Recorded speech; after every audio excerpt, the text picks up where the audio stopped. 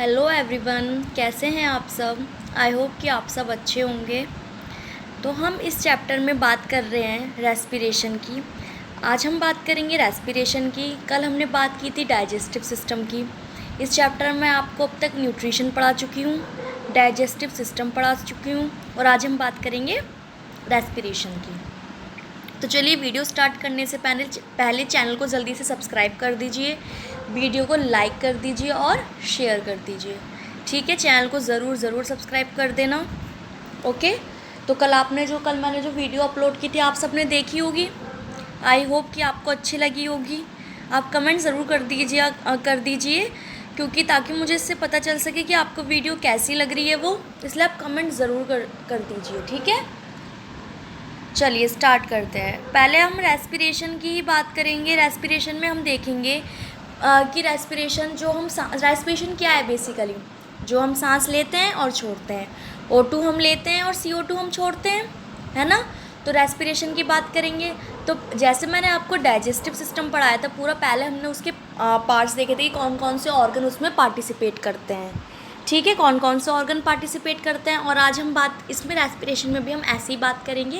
पहले हम पूरा इसका देखेंगे कि ऑर्गन सिस्टम कौन कौन से ऑर्गन इनमें वर्क करते हैं, कैसे वो वर्क करेंगे, फिर उसके बाद हम पूरी प्रोसेस देखेंगे। पहले मैं आपको नेम याद करवा देती हूँ, उसके बाद हम बात करते हैं। ठीक है, चलिए यह है हमारा रेस्पिरेटरी सिस्टम पूरा। तो चलिए कहाँ से स्टार्ट होता है। डाइजेस्टिव सिस्टम को भी थोड़ा हम कनेक्ट करके इसमें थोड़ा पढ़ेंगे।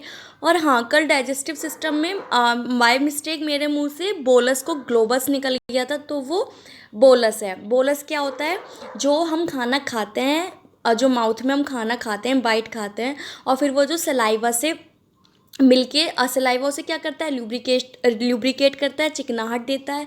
तो सलाइवा से मिलके जो हमारा फूड होता है चिकना चिकना बन जाता है, गोल गोल। जब हम उसे खूब चबाते रहते हैं तो उसे हम बोलस कहते हैं। तो कैसे कल मैंने ग्लोबस बोल दिया था। और एक बात और कल मैं आपको बताना भूल गई थी कि आज जैसे मैंने आपको बताया था ईसोफेगस कैसा मस्कुलर ऑर्गन होता है, ताकि खाना उसमें ईजिली जा सके, वो कॉन्ट्रैक्ट और एक्सपेंड होता रहता है। तो इस प्रोसेस को हम क्या बोलते हैं, पेरिस्टाल्टिक मूवमेंट बोलते हैं। ठीक है, ये दो बातें आप कल की वीडियो में मैं एक तो बाय मिस्टेक हो गया था और एक मैं बताना भूल गई थी, तो आप उसको अब करेक्ट कर लीजिएगा। ठीक है, और लिख लीजिएगा अपनी कॉपी में। चलिए बात करते हैं रेस्पिरेटरी सिस्टम की। तो देखिए सबसे पहले क्या होता है, हम सांस लेते हैं तो जो हमारे जो नोज़ के दो पोर होते हैं इनको हम बोलते हैं नॉस्ट्रिल। क्या बोलते हैं इनको हम, नॉस्ट्रिल। मैं लिख देती हूँ यहाँ पे, नॉस्ट्रिल। ठीक है, नॉस्ट्रिल्स। आगे इतनी बात समझ में। अब हमने सांस कहाँ से ली, अपने नाक के पोर में से ली, नॉस्ट्रिल्स कहेंगे अब हम उन्हें। बेसिकली नॉस्ट्रिल्स में से हमने सांस ली। अब नॉस्ट्रिल से वो सांस कहाँ गई, ऊपर की नाक में गई हमारे। वो क्या होता है, हमारा नेसल पैसेज होता है। देखिए ये वाला पार्ट, नेसल पैसेज। अच्छा, नेसल पैसेज के बिल्कुल नीचे हमारा क्या है, माउथ है ना। नेसल पैसेज और माउथ को बीच में से क्या कर रहा है, देखिए आप अपनी टंग से ऊपर छू के देखिए, आपको हार्ड हार्ड कुछ पैलेट दिखाई देगा। देखा पैलेट, तो वही जो पैलेट है ना, वही हमारे नेसल पैसेज को और डाइजेस्टिव सिस्टम माउथ को हमारे सेपरेट करता है। आगे इतनी बात समझ में। हमने सांस ली नॉस्ट्रिल से हमारे नेसल पैसेज में गई, फिर नेसल पैसेज से कहाँ आएगी, हमारे फेरिंग्स में आती है। देखिए यहाँ पे आती है, कहाँ पे आती है, फेरिंग्स में। ये देखिए नीचे माउथ कैविटी इन्होंने दिखा रखी है, माउथ कैविटी। यहाँ पे एक बोन लाइक स्ट्रक्चर होता है जिसे हम पैलेट बोलते हैं। आ गई आपको इतनी बात समझ में। चलिए नेसल पैसेज से कहाँ पे गई, हमारे फेरिंग्स में गई। फेरिंग्स में गई, ये रहा फेरिंग्स। फेरिंग्स के ठीक नीचे क्या है, लैरिंग्स। ये वाला देखिए, लैरिंग्स दिख रहा है आपको, देखते चलिए साथ में। लैरिंग्स, लैरिंग्स क्या है हमारा, लैरिंग्स होता है साउंड बॉक्स। लैरिंग्स को हम साउंड बॉक्स भी बोलते हैं। जहाँ से मैं अभी आपसे बोल रही हूँ, मैं पढ़ा रही हूँ, तो वहीं से तो आवाज़ आ रही है मेरे लैरिंग्स से, साउंड बॉक्स से, तो हो गया हमारा साउंड बॉक्स।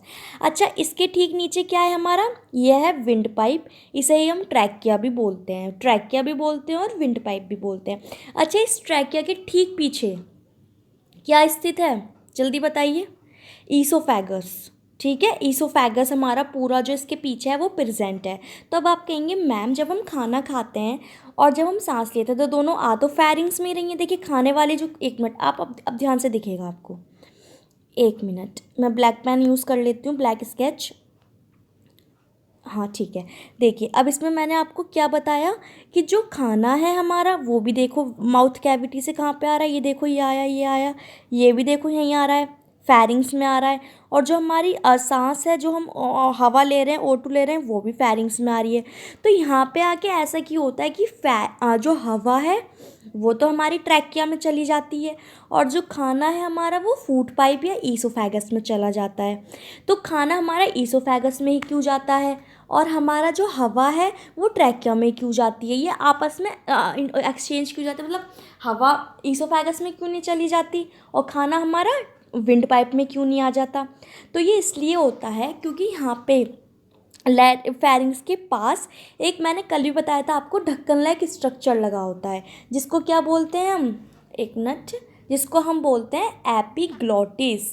क्या बोलते हैं बच्चों इसे हम, एपिग्लॉटिस। ठीक है। तो जब हम खाना खाते हैं तो ये एपिग्लॉटिस ऑटोमेटिकली बंद हो जाता है और खाना हमारा ईसोफेगस में ही जाता है, ट्रैकिया में नहीं जाता। आगे इतनी बात समझ में। ठीक है। अब हमने पहले सांस ली, नॉस्ट्रिल से कहाँ आई, नेसल पैसेज, नेसल पैसेज से हमारे आई फेरिंग्स में, फेरिंग से लैरिंग, और फिर हमारे विंड पाइप और ट्रैकिया में आ गई। आगे इतनी बात समझ में आपको। ठीक है, चलिए अब बात करते हैं हम किसकी, अब बात करते हैं हमें ट्रैकिया क्या होता है।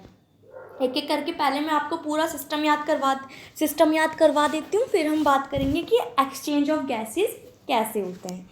ठीक है। अब बात करते हैं हम ट्रैकिया की। देखिए ये हमारा पूरा ट्रैकिया है ट्रैकिया। ये क्या है, रिंग लाइक स्ट्रक्चर है। देखिए इसमें रिंग बन रहे हैं ना, ये रिंग्स ऑफ कार्टिलेज, ये देखिए ये रिंग बन रहे हैं, ये आपको दिख रहे होंगे, ये रिंग, ये ऐसे करके रिंग बन रहे हैं, ऐसे करके ऐसे करके ऐसे करके।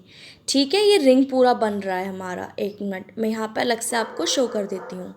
ये हमारा ऐसे ये पूरा हमारा क्या है, विंड पाइप है। विंड पाइप को ट्रैकिया भी बोलते हैं, मतलब इसका नाम ट्रैकिया ही होता है हमारे बायो में, लेकिन हम विंड पाइप भी बोलते हैं। विंड पाइप आ गया ये हमारा। इसमें क्या है, ये गोल गोल गोल गोल स्ट्रक्चर लगे हैं। क्या लगे हैं, स्ट्रक्चर, रिंग लाइक स्ट्रक्चर है, तो हम इन्हें क्या बोलेंगे, रिंग ऑफ कार्टिलेज। क्या बोलेंगे, रिंग ऑफ कार्टिलेज। अब आप कहेंगे मैम ये कार्टिलेज क्या है, तो देखिए कार्टिलेज क्या होता है, बोन होती है हमारी, बोन हमारी हार्ड होती है ना। कार्टिलेज बोन का ही प्रकार होता है, टाइप होता है, लेकिन ये सॉफ्ट होता है।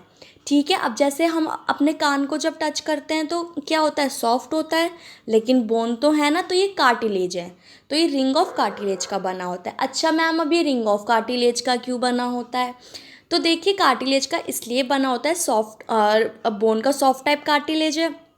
जब हम हवा लेते हैं तो इसलिए बनना होता है ये कार्टिलेज का, ताकि कोलैप्स ना कर जाए। अब आप कहेंगे कोलैप्स मतलब कि ये बंद ना हो जाए। अगर ये विंड पाइप बंद हो गया तो हम जो सांस लेंगे वो कहाँ जाएगी, हमें सफोकेशन होने लगेगी, उससे हमारी डेथ हो सकती है। इसलिए कार्टिलेज का बना होता है ताकि ये कोलैप्स ना हो सके। आगे इतनी बात समझ में। ठीक है, चलिए अब देखिए, अब ये यहाँ से ध्यान से देखिए, ये जो हमारा जो विंड पाइप है ये यहाँ पे आ गया। देखिए पूरा अभी कहाँ पे खुल रहा है, हमारे लंग्स में खुल रहा है, दोनों लंग्स में खुल रहा है। ये लंग्स हैं हमारे, ये लंग्स हैं। ठीक है। अच्छा लंग्स क्या होते हैं, लंग्स बहुत ही ज़्यादा जो होते हैं डेलिकेट होते हैं। ठीक है, क्या होते हैं, डेलिकेट, बहुत ज़्यादा नाजुक होते हैं और बहुत ज़्यादा डेलिकेट होते हैं। तो इनको कवर करने के लिए एक ये बोन लाइक स्ट्रक्चर होता है। ऐसे देखिए आपको दिख रहा होगा, मैं हटा देती हूँ ये सब कुछ, अब आपको दिख रहा होगा, ये दिख रहा है आपको ऐसे, ये देखो ये बोन लाइक स्ट्रक्चर, ये पूरा, इसको क्या बोलते हैं हम, इसको बोलते हैं हम बच्चों रिब केज। क्या बोलते हैं हम इसको, जाल लाइक स्ट्रक्चर होता है रिब केज। ये रिब केज क्या काम करता है मैम, रिब केज काम करता है हमारे जो लंग्स हैं उनको प्रोटेक्ट करने का काम करता है। आगे इतनी बात समझ में, रिब केज क्या होता है, रिब केज होता है जो हमारे लंग्स को प्रोटेक्ट करने का काम करता है। लंग्स कितने होते हैं, 2 होते हैं। ठीक है। अब ये विंड पाइप कहाँ खुला, ये मैम हमारे लंग्स में खुला। आगे अच्छा ये क्या है मैम, ये है डायफ्रम। क्या इस डायफ्रम क्या होता है, ये लंग्स के नीचे होता है, ये पूरा हमारा चेस्ट वाला रीजन हो गया, और डायफ्रम के नीचे एब्डोमन वाला रीजन हो गया, जहाँ पे कल हमने बच्चों क्या पढ़ा था, डाइजेस्टिव सिस्टम पढ़ा था, जहाँ पे हमने पढ़ा था स्टमक पढ़ा था, स्मॉल इंटेस्टाइन पढ़ा था, है ना, लार्ज इंटेस्टाइन पढ़ा था। अगर आपने कल की वीडियो नहीं देखी है तो प्लीज़ कर करके उसको जा करके देख लीजिए। चलिए, इतनी बात आपको पूरी समझ में आ गई है कि ये पूरा हमारा हो गया विंड पाइप, ये खुला हमारे लंग्स में। लंग्स को कौन प्रोटेक्ट करने का काम कर रहा है? Rib cage. अच्छा, एक बात बताइए, 1 मिनट, ये हमारे हो गई, 1 मिनट, हाँ, ये हो गया हमारा। इधर ऐसे रिब केज होती हैं, ये पूरा हमारे पीछे तक होती हैं, पूरा जाल लाइक स्ट्रक्चर। मैं आपको रिब केज का अलग से डायग्राम दिखा देती हूँ। देखिए बच्चों, ये है हमारा रिब केज, ठीक है। अब मैंने पूरा क्या होता है, ऐसे ऐसे करके होता है पूरा, इसके अंदर ही तो लंग्स होते हैं। अब इसमें लंग्स आपको अभी नहीं दिखाई दे रहे हैं, ये कैविटी लाइक स्ट्रक्चर दिखाई दे रहा है, आपको दे रहा है ना कैविटी लाइक स्ट्रक्चर। तो इस कैविटी को क्या बोलते हैं हम? Thoracic cavity. क्या बोलते हैं बच्चों? थोरेसिक कैविटी, ठीक है। तो आप क्या, अगर आपसे कोई पूछेगा कि लंग्स की जो है वो प्लेस कहाँ पे है, क्या उसका कहाँ पे है, तो वो थोरेसिक कैविटी में है।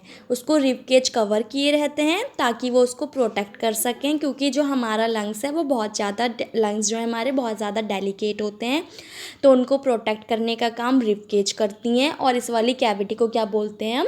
Thoracic cavity. आगे बच्चों इतनी बात समझ में? चलिए आगे बढ़ते हैं। ये एक इमेज और देख लीजिए ताकि आपको और अच्छे से समझ में आ सके, ठीक है। तो मैंने क्या बताया था, ये देखिए थोरेसिक कैविटी है, इसके अंदर क्या होते हैं? लंग्स होते हैं। आ गई ये पीछे वाली जो आ रही है वर्टिब्रल कॉलम आ रही है, वर्टिब्रा आ रही है हमारी, जिसकी बात अभी हम नहीं करेंगे। अभी हम सिर्फ अपने रेस्पिरेटरी सिस्टम की बात करेंगे, ठीक है। चलिए हम फिर से अपने डायग्राम पे आ गए। अब तक मैंने आपको क्या बताया? हमने O2 ली, हमने हवा अंदर ली, नॉस्ट्रिल से ली, नॉस्ट्रिल से होके वो नेसल पैसेज में गई, नेसल पैसेज से होके वो फेरिंग्स में गई, जहाँ पे हमारा फूड भी आता है। फूड कहाँ चला गया? ईसोफेगस में चला गया। और फेरिंग से जो हमारे नॉस्ट्रिल नेसल पैसेज से जो हवा आई थी वो विंड पाइप या ट्रैकिया में चली गई। अच्छा, ट्रैकिया विंड पाइप कहाँ पे खुलता है जाके? मैम विंड पाइप कहाँ खुलता है? विंड पाइप बच्चों यहाँ खुलता है हमारा लंग्स में। लंग्स पूरा समझ में आ गया? 2 होते हैं, बहुत ज़्यादा डेलिकेट होते हैं, इसलिए इनको प्रोटेक्ट करने के लिए रिब केज होती है। और जिस कैविटी में ये होते हैं उनको हम थोरेसिक कैविटी बोलते हैं, ठीक है। अब चलिए आगे की बात करते हैं। और हाँ, एक बात और, ये जो हमारा जो ये पूरा बना होता है, लंग्स की जो लेयर होती है बनी हुई, उसको क्या बोलते हैं हम? प्ल्यूरा। क्या बोलते हैं बच्चों? प्ल्यूरा।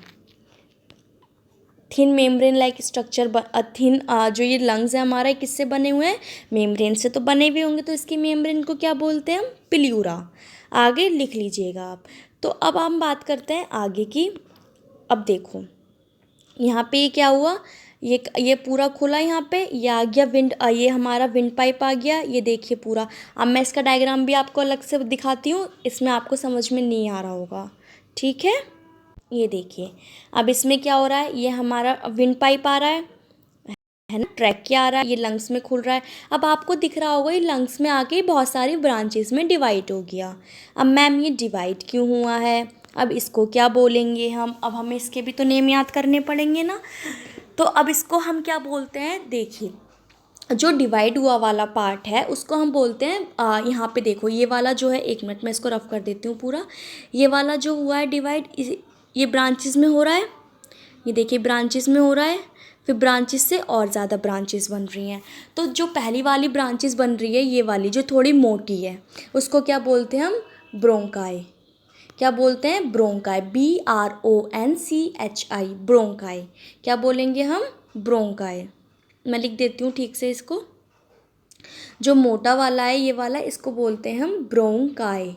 ब्रोंकाई हम बहुत सारियों को बोलते हैं, और ब्रोंकस हम सिंगुलर को बोलते हैं। इसमें भी लिखा होगा, देखो ये लिखा हुआ है, ब्रोंकाई नहीं लिखा, हाँ ये लिखा हुआ है, देखो ये जो मोटी वाली है, जो ये मोटी वाली है, इसको हम बोलते हैं ब्रोंकाई। एक को बोलेंगे ब्रोंकाई और सिंगुलर को बोलेंगे ब्रोंकस, याद रखिए। अच्छा, ये ब्रोंकाई भी बहुत सारे पार्ट्स में डिवाइड है, ये देखिए कितने सारे पार्ट्स में डिवाइड है। इनको बोलेंगे हम ब्रोंक्योल। क्या बोलेंगे? ब्रोंक्योलाई। देखिए लिखा हुआ है ब्रोंक्योल्स या ब्रोंक्यूलाई। आ गई इतनी बात समझ में? पहले हमारा ये विंड पाइप आया पूरा, ये पूरा हमारा विंड पाइप आया, ये इधर इधर डिवाइड हुआ। ये जो मोटी वाली है इनको हमने बोला ब्रोंकाई, दो को ब्रोंकाई, सिंगुलर को ब्रोंकस, और फिर ये जो आगे उसमें डिवाइड हुई इनको बोल दिया हमने ब्रोंक्यूल्स। अब आपको एक चीज़ और दिखाई दे रही होगी, ठीक देखिए ध्यान से। ये ब्रोंक्यूल्स आगे जो होता है ये ऐसे लोब लाइक स्ट्रक्चर में हो जाती हैं। ब्रोंक्यूल्स किस में हो जाती हैं? लोब लाइक स्ट्रक्चर में। इनको क्या बोलते हैं हम? एल्व्यूलाई। बहुत सारियों को एल्व्यूलाई, प्लूरल में जो होता है वो एल्व्यूलाई, सिंगुलर में होता है एल्व्यूलस। आ गई बच्चों इतनी बात समझ में? एक बार और रिवाइज करा देते हैं आपको। चलिए मेरे साथ साथ रिवाइज करिए पूरा। देखिए हमने सांस ली, नॉस्ट्रिल से हमने सांस लिया, कहाँ आया? हमारे नेसल पैसेज में आया या नेसल कैविटी में आया, फिर फेरिंग्स आया, फिर लैरिंग्स आया, फिर ये पूरा हमारा किस में आया? विंड पाइप आया। विंड पाइप से ये कहाँ गया? जो दो होती हैं ब्रोंकाई में गया, ब्रोंकाई से ब्रोंक्यूल्स में गया, और ब्रोंक्यूल से हमारे एल्व्यूलाई में गया। आ गई बच्चों इतनी बात समझ में पूरा अच्छे से? अच्छा एक बात और, जो नॉस्ट्रिल होता है हमारा, जो नेसल पैस होता है, वहाँ पे हेयर होते हैं, सबको पता है, हेयर और म्यूकस होता है। उनका भी देखिए बहुत इंपॉर्टेंट काम है। हमारी बॉडी में कोई भी चीज़ ऐसी नहीं है जिसका वर्क ना हो, ठीक है। तो हमारे जो हेयर, जो नोज़ में हमारे हेयर और म्यूकस होता है, उनका भी बहुत इंपॉर्टेंट काम होता है। अब मैम उनका क्या इंपॉर्टेंट काम होता है ना? तो उनका ये काम होता है बच्चों, जब हम हवा लेते हैं अंदर, तो उसमें तो बहुत सारे बैक्टीरिया हो सकते हैं, है ना। बैक्टीरिया, माइक्रो ऑर्गेनिज्म, बहुत सारे कुछ भी चीज़ें हो सकती हैं, डस्ट पार्टिकल हो सकते हैं। अगर ये हमारी बॉडी के अंदर जाएंगे नेसल पैसेज से विंड पाइप में, और फिर हमारे लंग्स में जाएंगे, तो हमारे लिए बहुत नुकसानदायक है ना। यूज़ तो इसका कोई है नहीं, हार्मफुल है ना। तो उसको ये रोकने का काम करते हैं। क्या काम करते हैं बच्चों? उसको ये रोकने का काम करते हैं। मैम किसको? हमारे डस्ट पार्टिकल्स को, और जितने भी एयर में हमारे बैक्टीरिया हैं उन सबको, जो हमारे नॉस्ट्रिल्स में जो हेयर है नोज़ में या म्यूकस है, वो उन सबको रोकने का काम करते हैं, क्योंकि वो हमारी बॉडी के लिए यूज़फुल नहीं होते हैं, हार्मफुल होते हैं। आ गई आपको इतनी बात समझ में? चलिए अब हम क्या बात कर रहे हैं इसमें, एक बार मैं आपको एक डायग्राम और दिखा देती हूँ लंग्स का, ताकि आपको और अच्छे से चीज़ें क्लियर हो सकें। ये देखिए बच्चों, इसमें आपको और अच्छे से क्लियर हो जाएगा। मैंने क्या बात करी इसमें, ये हमारा ट्रैकिया है, रिंग ऑफ कार्टिलेज का बना है, आपको शो हो रहा होगा इसमें रिंग ऑफ कार्टिलेज। देखिए रिंग लाइक स्ट्रक्चर क्यों बना है कार्टिलेज का? ताकि ये कोलैप्स ना हो सके, है ना। ये हमारी रिब्स बनी है, ठीक है। रिब्स क्या काम करती हैं? लंग्स को प्रोटेक्ट करने का काम करती हैं। कैविटी कौन सी होती है? थॉरेक्स कैविटी होती है ना। अब लंग का इनसाइड व्यू क्या है? ये जो खुल रहा है ये क्या हो रहा है? ब्रोंकाई फिर देखो आगे डिवाइड हो रही हैं। एक मिनट, ये देखो, खुद देखो, ये ब्रोंकाई आगे डिवाइड हो रही हैं या नहीं हो रही हैं? है ना, हो रही हैं। तो इनका क्या नाम है बच्चों? इनका नाम है ब्रोंक्यूल्स। और ब्रोंक्यूल्स में आगे लोब लाइक स्ट्रक्चर बन जाते हैं। ऐसे ऐसे ऐसे ऐसे दिखाऊंगी अभी मैं अलग से। उनको बच्चों क्या बोलते हैं? हम उनको एल्व्यूलाई बोलते हैं। एल्व्यूलाई में ही हमारा जितना भी एक्सचेंज ऑफ गैसेज हो रहा होता है वो एल्व्यूलाई के अंदर ही हो रहा होता है। आगे इतनी बात समझ आपको? चलिए अब थोड़ी और बात कर लेते हैं, एक्सचेंज ऑफ गैसेज होता कैसे है। देखिए मान लीजिए यहाँ पे सेल है, ठीक है। मैंने आपको बताया था सेल में क्या होता है हमारे? एरोबिक रेस्पिरेशन होता है। एरोबिक रेस्पिरेशन क्या होता है अब मैम? जिसमें O2 की नीड होती है। क्या होती है बच्चों? O2 की नीड होती है। अच्छा मैम ये क्या काम करता है? ये सेल है हमारा, सेल क्या काम करेगा? एक मिनट में पेन कलर चेंज कर लेती हूँ। देखिए सेल क्या काम करेगा? जो O2 आ रही है उसको लेके, प्लस किसको? ग्लूकोज को लेके, जो कि हमें ग्लूकोज कहाँ से मिला था? ये सब चीज़ें डाइजेशन से मिली थी। कल मैंने आपको बताया था कैसे एब्जॉर्प्शन होके हमारे सेल तक ग्लूकोज पहुँचता है। तो O2 प्लस ग्लूकोज हमें पता है कैसे पहुँच गया हमारी सेल में। इसको क्या करता है? O2 प्लस ग्लूकोज मिलके क्या करता है? एनर्जी रिलीज़ करता है। क्या करता है? एनर्जी रिलीज़ करता है, और CO2 रिलीज़ करता है। ठीक है, आ गई इतनी बात समझ? आ गई बच्चों इतनी बात समझ में? ये जो सेल है इसके अंदर होता है एरोबिक रेस्पिरेशन। एरोबिक रेस्पिरेशन में क्या होता है? ऑक्सीजन और ग्लूकोज मिलके एनर्जी और CO2 रिलीज़ करते हैं। अब अच्छा मैम ग्लूकोज तो हमें पता चल गया कहाँ से आया, कल आपने पढ़ाया था। अब ये O2 कहाँ से आया? क्योंकि O2 तो कहाँ था? एल्व्यूलाई में था, यहाँ से यहाँ पे आके एल्व्यूलाई में आ रहा है। तो अब मैम ये एल्व्यूलाई से यहाँ तक कैसे पहुँच गया भाई? हमें यही तो जानना है ना कि ये एल्वुलाई से यहाँ तक कैसे पहुँच गया, और जो CO2 सेल ने रिलीज़ करी वो एल्वुलाई तक कैसे पहुँच गई, क्योंकि CO2 जब एल्वुलाई तक आएगी तभी तो यहाँ से पास होके नॉस्ट्रल उससे निकल के बाहर, नॉस्ट्रल से बाहर निकलेगी, और O2 भी नॉस्ट्रल से आके यहाँ पे आ रही है ना। देखिए दोबारा समझिए, मैंने क्या बताया आपको, आई होप कि आपको समझ आ रहा होगा सबको। देखिए मैंने क्या बताया आपको अब तक। मैंने कहा कि यहाँ पे मान लीजिए एक सेल है, सेल क्या करता है हमारा, एरोबिक रेस्पिरेशन करता है। अच्छे से सुनिए, एरोबिक रेस्पिरेशन में क्या होता है, O2 प्लस ग्लूकोज, ठीक है, क्या करते हैं ये, CO2 को रिलीज़ करते हैं और एनर्जी को रिलीज़ करते हैं। आगे इतनी बात समझ में। तो ग्लूकोज हमें पता चल गया कैसे आया था, है ना, कल मैंने आपको बताया था डाइजेशन में। अब O2 तो हमारे एल्वुलाई में है ना मैम, एल्वुलाई में कैसे, अरे अभी तो बताया मैंने आपको, नॉस्ट्रल से हम सांस लेंगे, नेसल पैसेज में आएगी, फिर विंड पाइप में आएगी, फिर यहाँ ब्रोंकाई में आएगी, ब्रोंक्यूल्स, फिर एल्वुलाई में आएगी। तो मैम फिर ये जो हमारा जो एल्वुलाई में O2 तक, वो सेल तक कैसे पहुँचा, है ना, क्वेश्चन होता है ना, ये आपके दिमाग में आता होगा। अच्छा, यहाँ पे इन्हें सेल ने CO2 रिलीज़ करी। अब CO2 तो हम अपनी बॉडी में नहीं रख सकते, क्योंकि CO2 क्या है, हार्मफुल है हमारे लिए, है ना भाई, हार्मफुल है ना हमारे लिए। तो इसका अब इसको भी तो बाहर निकालना है, तो CO2 को भी तो एल्वुलाई तक ही पहुँचाएंगे, क्योंकि पैसेज ही है सांस का, अंदर आने का भी बाहर जाने का भी। तो इसे भी CO2 को भी एल्वुलाई तक पहुँचाएंगे, तभी तो ये बाहर जाएगी। तो रेस्पिरेशन में हम यही पढ़ते हैं कि O2 सेल तक कैसे पहुँचता है एल्वुलाई से, और सेल से एल्वुलाई तक CO2 कैसे पहुँचती है। आगे बच्चों इतनी बात समझ में आपको, आई होप कि आपको सबको अच्छे से समझ में आ गई होगी। तो चलिए, अच्छा इससे पहले ये पूरा सिस्टम, हमें पूरी जो एक्सचेंज ऑफ गैसेज है इसको पढ़ने से पहले हमें एक कॉन्सेप्ट पढ़ना पड़ेगा बच्चों। उसका नाम क्या है, डिफ्यूज़न। आपने फिजिक्स में पढ़ा होगा। तो चलिए, अगर नहीं भी पढ़ा तो टेंशन नहीं लीजिए, मैं आपको पूरा डिफ्यूज़न अभी समझाती हूँ, ठीक है। चलिए, डिफ्यूज़न क्या होता है बच्चों, अभी उसके लिए हमें एक डायग्राम देखना पड़ेगा, उससे हमें बिल्कुल क्रिस्टल क्लियर आज हो जाएगा क्लियर, ठीक है। चलिए देखिए बच्चों, ये एक डायग्राम है, ये किसका डायग्राम है मैम, ये है डिफ्यूज़न का डायग्राम।